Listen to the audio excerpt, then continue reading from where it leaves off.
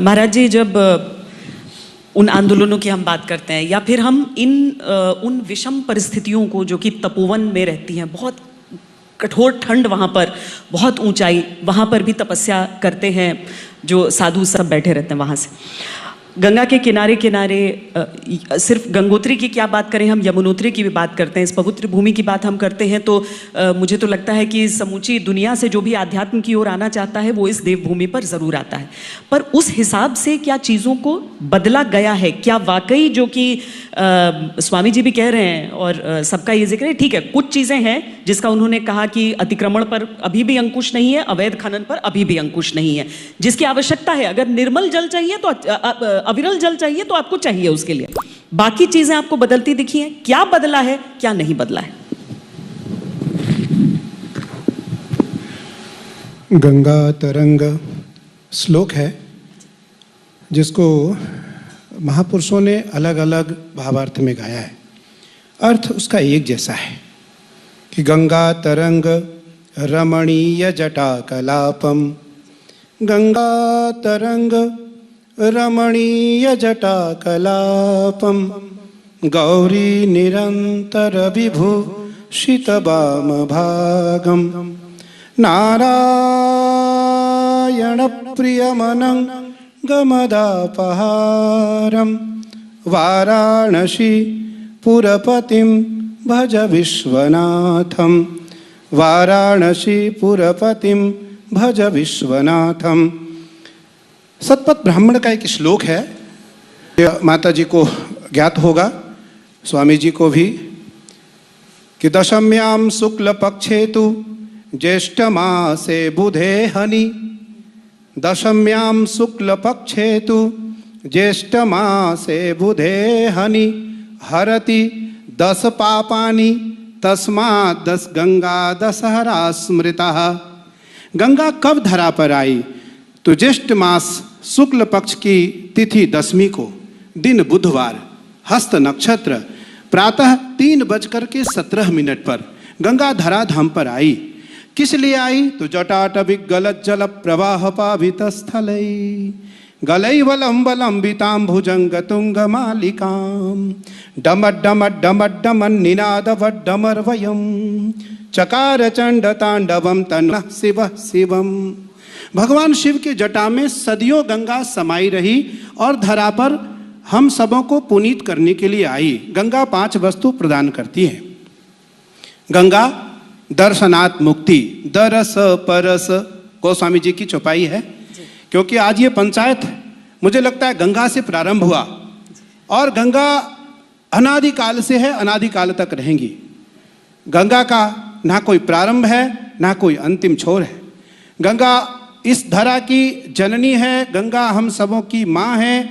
और गंगा का जो जल है, बताया गया है कि भगवान श्री कृष्ण, भागवत का एक श्लोक है, क्योंकि आज संयोग से ये महापंचायत के साथ साथ धर्म मंच भी है, धर्म मंच भी है, और हम सबों के बीच में हम सबों से जो सवाल कर रही हैं वो इस भारतीय संस्कृति का एक उद्धारत संजीवत विभूति है। तो मैं केवल एक बात ये कहना चाहूँगा कि गंगा दर्शनात् मुक्ति, दरस परस मज्जन अरूपाना, हरई पाप कह वेद पुराना। तुलसीदास जी महाराज ने सरयू के लिए लिखा। गंगा जी दर्शनात् मुक्ति, गंगा दर्शनात् मुक्ति, गंगा आचमनयोर मुक्ति, गंगा स्पर्शयोर मुक्ति, गंगा आचमनयोर मुक्ति, और गंगा स्नानार्थ मुक्ति ही। गंगा 4 प्रकार की मुक्ति प्रदान करती है। गंगा दर्शन करने मात्र से गंगा मुक्ति देती है, गंगा स्पर्श करने मात्र से गंगा मुक्ति देती है, गंगा का जल प्रक्षालन करने मात्र से गंगा मुक्ति देती है, और गंगा जलपान करने मात्र से गंगा मुक्ति देती है, और गंगा स्नान करने मात्र से गंगा मुक्ति देती है। किसी व्यक्ति विशेष के लिए गंगा ने कभी कहा ही नहीं कि न गत्वा न भूतेभ्य, सतपथ ब्राह्मण, न गत्वा न भूतेभ्य गंगा दर्शनयोपि आगतः। तुम आओ तो पहले गत्वा, दत्वा और नत्वा संस्कृत के 3 वाक्य हैं। सबसे पहले हमें यहाँ आना पड़ा, तभी तो मैं बोल पाऊंगा। तो सबसे पहले गत्वा, आप जाओ, फिर दत्वा, कुछ न कुछ दो, क्या दिया जाए? तो जिमि अमोघतम पाट प्रभु आतप धेनु समान, हरई विविध विधि पाप दस, जे करई निज सज्जन पान। जो भी गंगा जी का जल पान करता है या गंगा जी का स्पर्श करता है, गंगा जी को देखता है, उसके 10 पाप समाप्त होते हैं। 10 पाप समाप्त होते हैं, उसके 10 इंद्रियां जागृत हो जाती है। गंगा का जो जल है, क्योंकि माता जी ने कहा कि गंगा मुक्ति प्रदान करती है। गंगा का जल, श्रीमद् भागवत का एक श्लोक है, भगवान श्री कृष्ण ने आज ब्रजरज खाया है। आज भगवान कृष्ण 7 वर्ष के हैं और भगवान ने ब्रजरज खाया है, भगवान ने ब्रज की मिट्टी खाई है। यशोदा के सामने शिकायत जाता है कि कृष्ण ने आज ब्रजरज खाया है, तो कृष्ण से यशोदा पूछती है, क्यों रे, तेने माटी खाया है? तो कृष्ण ने कहा नहीं। अब भगवान झूठ बोल रहे हैं, ये बड़ी बात है, क्योंकि नहीं असत्य सम पातक पुंजा, असत्य से बड़ा कोई पाप नहीं है, झूठ से बड़ा कोई पाप नहीं है, सत्य से बड़ा कोई पुण्य नहीं है। और कृष्ण स्वयं कह रहे हैं कि मैंने ब्रजरज नहीं खाया है। भागवत 10वें स्कंद का श्लोक है कि नाहम भक्षितवानम्ब सर्वे मिथ्याभिशंसिनः, नाहम भक्षितवानम्ब सर्वे मिथ्याभिशंसिनः, यदि सत्य गिरस्तरहि समक्षम पश्य में मुखम। मैंने ब्रजरज खाया ही नहीं है। दाऊ भैया, बलराम जी बोले झूठ बोल रहे हैं। अगर मैया तुम्हें यकीन नहीं हो रहा है तो हमारे मुख को आप देख लो।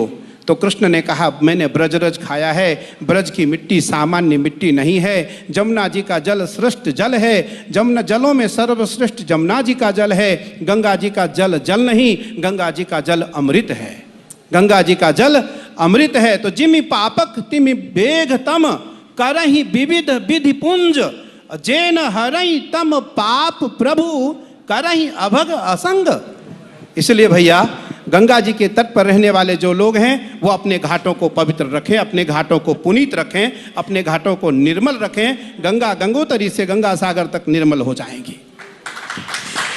अच्छा, एक बात, चूंकि देखिए अब मंच है आधे इस समय, सारे लोग, मतलब चाहे मंच पे हो, कोई हनुमान चालीसा पढ़ रहा है, कोई चंडी पाठ कर रहा है, बंगाल चुनाव से लेकर बिहार चुनाव हो गए, अब उत्तराखंड में तो खासकर सुनाई देगा, सबकी जाति गोत्र और मंत्रोच्चार। श्वेता बहन, एक श्रीमद् भागवत का एक श्लोक है, एक देवी भागवत का एक श्लोक है। देखो, मैं तो व्याकरण का छात्र हूँ और संस्कृत का विद्वान हूँ। मेरी एक परंपरा शास्त्र है, शास्त्र ही हमारा अनुमोदन करता है और शास्त्र ही हमें अनुसारित करता है। हम शास्त्र के अनुसार ही चलते हैं। तो देवी भागवत का एक श्लोक है कि घोरे कलयुगे हस्त प्रमाणे वृक्षः अंगुष्ठ प्रमाणे मनुष्यः। जब घोर कलयुग आ जाएगा तो लोग अंगूठे के बराबर हो जाएंगे। हस्त प्रमाणे वृक्षः, एक हाथ के बराबर सारे वृक्ष हो जाएंगे। घोरे कलयुगे हस्त प्रमाणे वृक्षः अंगुष्ठ प्रमाणे मनुष्यः, अंगूठे के बराबर मनुष्य हो जाएंगे। श्रीमद् देवी भागवत के 3 अध्याय के 4था श्लोक है। 4था श्लोक है कि अध्यात्म वृत्तिम ददापि पुण्यः श्रेष्ठस्त्वया काल मापदंड प्रमाणः। भैया, काल के प्रभाव से काल ब्याल मुख ग्रास त्रास निर्णास हेतवे श्रीमद् भागवतान मुक्ति सप्ताहम वाचनम कुरुहु धन्या भागवती वार्ता प्रेत पीड़ा विनाशनी। क्योंकि आज जिस पंचायत में हम सब बैठे हैं, मुझे लगता है कि इस पंचायत में पहली बार ये 4 महापुरुष एक साथ बैठे होंगे और ऐसी पंचायत हुई होगी निसंदेह। कोई कहाँ था, कोई कहाँ था, कोई कहाँ था, सब अपनी अपनी जगहों से आया। क्योंकि जिस चैनल के माध्यम से यह पंचायत हो रहा है वह भारतीय संस्कृति का एक प्रधान चैनल है और भारतीय संस्कृति में इस चैनल का एक अपना बड़ा महत्व है। इसलिए इस चैनल पर सभी अपनी बात करना चाहते हैं। मैं कटु बात कर रहा हूँ। मैं श्रीमद् भागवत का वह श्लोक बता रहा हूँ, इस श्लोक को प्रमाणित कर रहा हूँ कि जिस दिन काशी विश्वनाथ मंदिर के कॉरिडोर का उद्घाटन हो रहा था, आदरणीय प्रधानमंत्री नरेंद्र मोदी जी ने यह श्लोक बोला और वो व्याकरण इससे युक्त बोला। जो श्लोक मैंने पहले कहा था कि गंगा तरंग रमणीय जटाकलापम, गंगा तरंग रमणीय जटाकलापम, गौरी निरंतर विभूषित वाम भागम, नारायण प्रियमनं गमदापहारम।